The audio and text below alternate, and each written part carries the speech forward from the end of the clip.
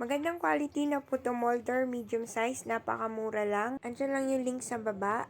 Then, itong rice flour na nabili ko din online. Share ko din yung link niyan mamaya. Tas vanilla, white sugar, gata, baking powder, at hiningi kong yeast. Unang gagawin natin tong flour paste or tangzong or roux sa English.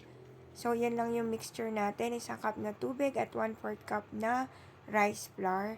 Tas super hinang apoy hanggang sa maging ganito na yung texture. Haluin natin yung dried ingredients natin. So, 1 3/4 cup na rice flour, 1/2 tablespoon na baking powder, tapos 1 teaspoon yeast, pinch ng salt, at saka 3/4 cup na white sugar. Yung listahan ng ingredients nasa dulo, pwedeng screenshot. So, 1 cup na gata, tapos ilagyan ko ng 1/4 cup ng tubig.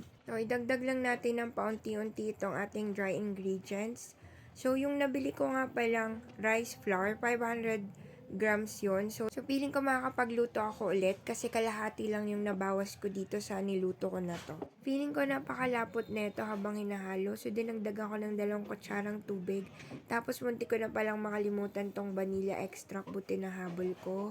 After mahalo, pwede na natin ilagay itong ating tangzong. So, binasa ko sa Google, pampalambot daw to, tas nag-a-add daw ng moist sa puto. First time ko nga din palang gumawa netong puto bigas. Nakuha ko yung recipe sa online university. Habang nire-rest natin yung ating butter, so lagyan natin ng oil yung putan ng ating puto molder. So, konting-konti lang. Tapos, nagpapakulo na rin pala ako niya ng tubig. So, after 30 minutes, so ayan na siya, haluin natin para mabawasan naman yung buo-buo. Tapos, sa medium puto molder, kasya yung 2 kutsarang butter. So, ngayon ko lang na-appreciate talaga tong steamer na libre ng rice cooker kasi ang bilis makaluto ng merienda pag nag-crave ka ng mga puto-puto na kailangan i-steam. So, dapat kumukulo talaga yung tubig. Tapos, i-steam natin for 15 minutes. Tapos, tingnan nyo guys, apakaganda. Putok na putok. Putok na putok.